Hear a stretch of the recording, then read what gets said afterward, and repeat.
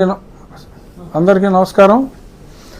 ఈరోజు నేను ఒక వీడియో చూసా. అదేమిటంటే పివి సునీల్ కుమార్ ఐపీఎస్ ప్రముఖ రాజకీయ నాయకుడు కూడా ఆయన అవతారం ఎత్తాలనే ప్రయత్నంలో ఉన్నట్టున్నారు.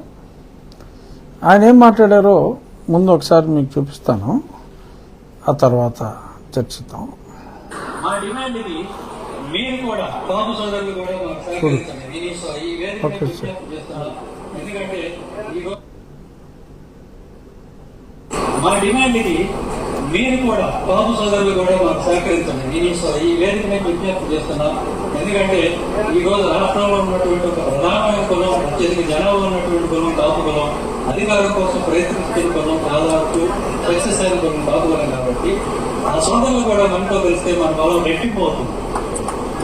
కాబట్టి మనం అందరినీ కలుపుకుని పోయి అందరికీ మన ఎజెండా ఏమిటో తెలియజేసి చెప్పండి. మీరు మా దళితవాడ పంచాయతీకి మద్దతు కలిగిస్తే మేము మీకు మద్దతు ఇస్తాం. మీ బాబు నాయకుడిని మీరు ముఖ్యమంత్రిని చేసుకోండి. మా దళిత నాయకుడిని ఉప ముఖ్యమంత్రి చేయండి. మా హరీష్ కుమార్ ఉప ముఖ్యమంత్రి చేయండి. మా విజయ్ కుమార్ ఉప ముఖ్యమంత్రి చేయండి. మా జగడా శ్రావణ్ ఉప ముఖ్యమంత్రి చేయండి. చెప్పండి.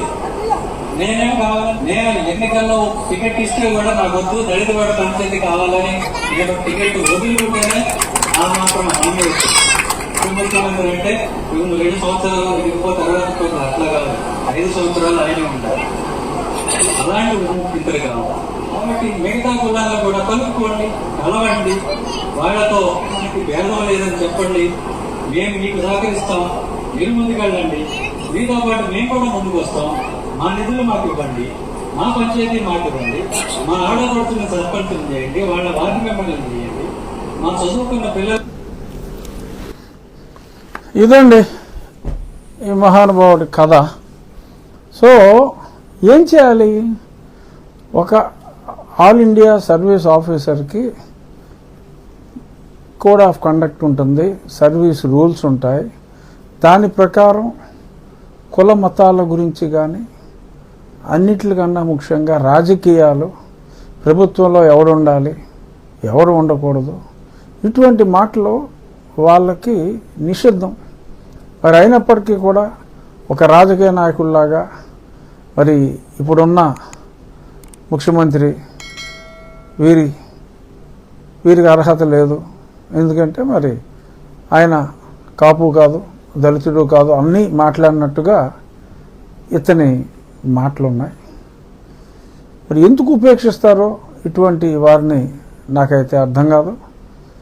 ఇమ్మీడియట్గా యాక్షన్ తీసుకోవాలి. లేదంటే ఇంకా అధికారుల మీద ప్రభుత్వానికి ఎటువంటి అడ్మినిస్ట్రేటివ్ రూల్స్ పెట్టుకుని ఉపయోగం లేదు. అందరూ కూడా ఇలా రాజకీయాల గురించి మాట్లాడటం, రాజకీయాలు మాట్లాడుకోవచ్చు, రిజైన్ చేసి పబ్లిక్ లైఫ్లోకి రావచ్చు, పోటీ చేసుకోవచ్చు.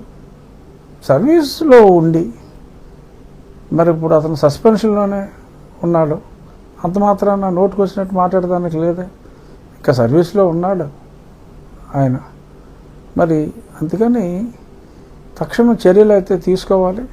సరే, ప్రభుత్వం చర్యలు ఎలా ఉన్నా ఆల్ ఇండియా సర్వీస్ ఆఫీసర్ కాబట్టి రాష్ట్ర ప్రభుత్వం, ఇక్కడ ఈ స్టేట్ క్యాడర్ కాబట్టి రాష్ట్ర ప్రభుత్వం కూడా చర్యలు తీసుకోవాలి. నేనైతే ఈరోజు డిఓపిటి గవర్నమెంట్ ఆఫ్ ఇండియాకి ఈ వీడియో జత కూర్చి తక్షణం చర్యలు తీసుకోవాలని చెప్తాను. గతంలో ఇలాగే మతం గురించి మాట్లాడినప్పుడు, అప్పుడు జగన్మోహన్ రెడ్డి గారు ముఖ్యమంత్రిగా ఉన్నప్పుడు నేను డిఓపిటికి రాశా, ఏదైనా మాట్లాడేడా లేదా అని చెప్పి రాష్ట్ర ప్రభుత్వాన్ని కన్ఫర్మ్ చేయమంటే ఫైల్ తొక్కేశారు జగన్మోహన్ రెడ్డి గారి ఆఫీస్లోనే.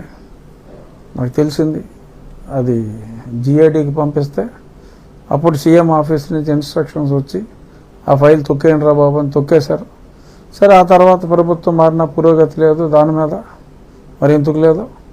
ఇప్పుడు మరి ఇంత బ్లేటెంట్గా ఈ ఉన్న ప్రభుత్వం మరి పనికిరాదు అన్నట్టుగా అతని మాటలు ఉన్నాయి. ఇది ఏమాత్రం క్షమార్హం కాని మాటలేవి. సో తక్షణం ఐఎమ్ షూర్ రాష్ట్ర ప్రభుత్వం కూడా స్పందిస్తుందని అనుకుంటున్నాను. ఆల్ ఇండియా సర్వీస్ ఆఫీసర్ కాబట్టి నేను ఒక లేఖ రాస్తాను తక్షణం చర్యలు తీసుకోవాలని. కానీ ఇది నిజమేనా, ఎలా మాట్లాడా అని రాష్ట్ర ప్రభుత్వాన్ని అడుగుతారు. మరి అక్కడ ఎటువంటి అలసత్వం లేకుండా నిజాన్ని నిజమని చెప్తే సరిపోతుంది. కంపల్సరీగా అతని మీద చర్యలు ఉంటాయి, ఖచ్చితంగా ఉంటాయి. మరి ఇప్పటికైనా ఎలాగో చర్యలు ఉంటాయి కాబట్టి రాజీనామా చేసి ప్రజా జీవితంలోకి రావచ్చు. ఆయన కాన్సెప్ట్తో ఆయన ప్రజల్లోకి వెళ్ళిపోవచ్చు. ఏమి ఇబ్బంది ఏమీ లేదు. ఆయన కోరుకున్న సామ్రాజ్యం స్థాపించుకునే దిశగా ఆయన మరి పార్టీ పెట్టి నడపాలంటే దానికి చాలా డబ్బు కావాలి. బహుశా ఉందేమో, నాకు తెలియదు. ఏదైనా better resign and start your own party.